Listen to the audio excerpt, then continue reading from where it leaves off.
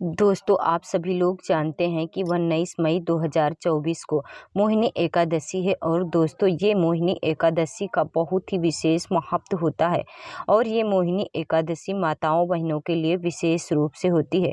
दोस्तों 19 मई को पड़ने वाली मोहिनी एकादशी के दिन अगर आप लोग 5 कनेर के फूल वाला उपाय करते हैं तो निश्चित ही भगवान शिव जी से आप जो भी मांगेंगे आपको वो ज़रूर प्रदान करेंगे।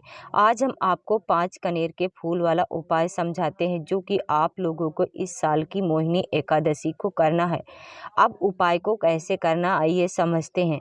सबसे पहली चीज़, इस उपाय को कोई भी व्यक्ति कर सकता है जिसको अपनी किसी भी प्रकार की मनोकामना भगवान शिव जी से पूर्ण करवानी हो। तो उसके लिए आपको क्या करना होगा, तो देखिए सबसे पहले 5 कनेर के फूल वाला उपाय है। तो 5 कनेर के फूल हमको लाने पड़ेंगे। तो 5 कनेर के फूल आप लोग कनेर के तोड़ कर लेकर आएंगे। फूल बहुत आसानी से मिल जाते, इन फूलों को आपको खरीदने की भी ज़रूरत नहीं पड़ती है।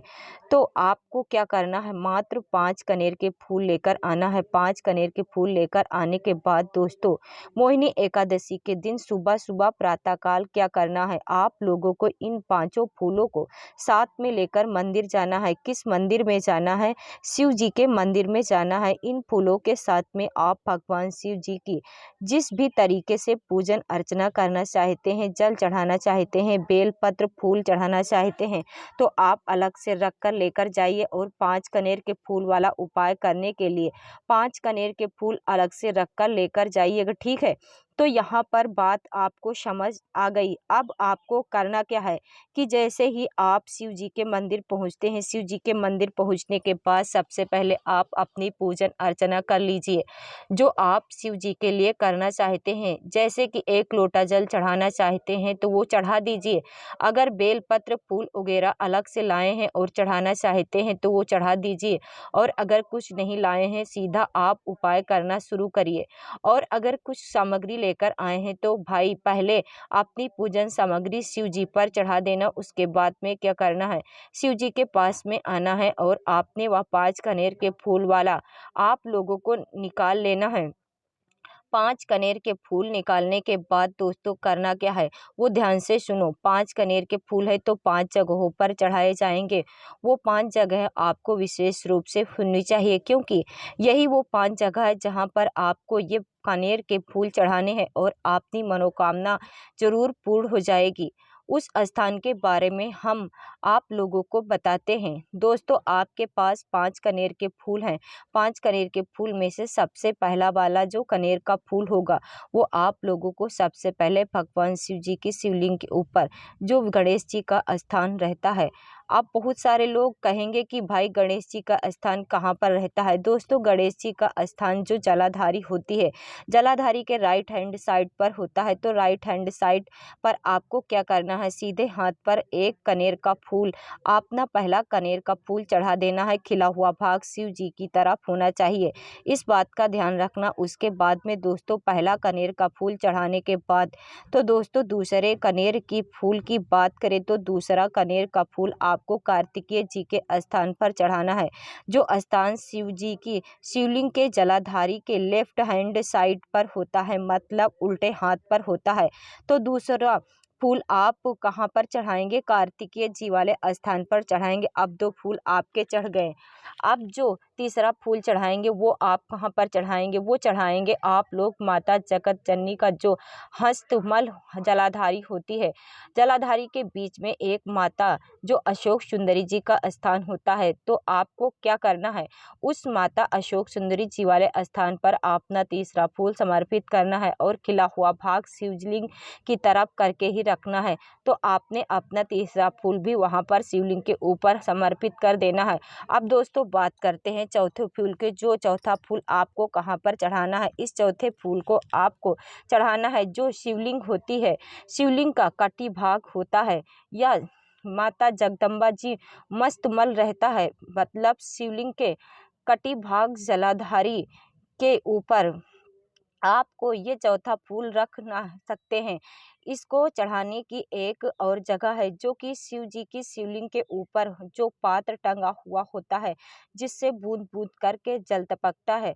शिव जी की 5 बेटियों का स्थान होता है, जया, विश्वभरी, श्यामली, तौतरी और देव। आप लोग इस जगह पर न चढ़ाकर इस जगह पर भी चढ़ाएँगे तो भी आपको यही फल मिलेगा। पर ये वाला जो फूल है, ये सिर्फ़ चौथे वाले फूल को ही आप कर सकते हो। चौथे वाले फूल को या तो माता जगदम्बा जी के हस्तकमल पर चढ़ा दो, या तो शिव जी की 5 बेटियाँ ऊपर टंगी हो, मतलब ऊपर रहती हैं, जिसमें जल टपकता है, उसके अंदर भी आप लोग डाल सकते हो। तो यहाँ पर आपके 4 कनेर के फूल जो हैं चढ़ चुके हैं। उसके बाद में दोस्तों आखिरी फूल के बारे में जो बात करें तो आखिरी वाला जो फूल है, ये स्वयं भगवान शिव जी की शिवलिंग के ऊपर चढ़ेगा। और जब आप लोग ये वाला फूल भगवान शिव जी के शिवलिंग के ऊपर चढ़ा देते हैं, तो चढ़ाने के बाद दोस्तों क्या करना है, आप लोगों को अपनी मनोकामना भी भगवान शिव जी से बोल देना है, क्योंकि आपकी जो भी मनोकामना को भगवान शिव आपकी जरूर पूर्ण करेंगे। पर दोस्तों अभी उपाय पूरा नहीं हुआ, इसलिए उपाय को पहले अच्छे से सुन लो। तो देखो, जैसे ही आप लोग 5 कनेर के फूल वाला उपाय कर लो, 5 अलग-अलग जगह पर शिवलिंग के ऊपर ही ये 5 कनेर के फूल चढ़ा दो। उसके बाद में क्या करना है दोस्तों, आप लोगों को भगवान शिव जी के शिवलिंग के पास में बैठ जाना है, और बैठने के बाद में आंखें बंद करके हाथ जोड़ करके एक नाम को 3 बार बोलना है। वो नाम क्या है? वो नाम है दोस्तों स्वधा।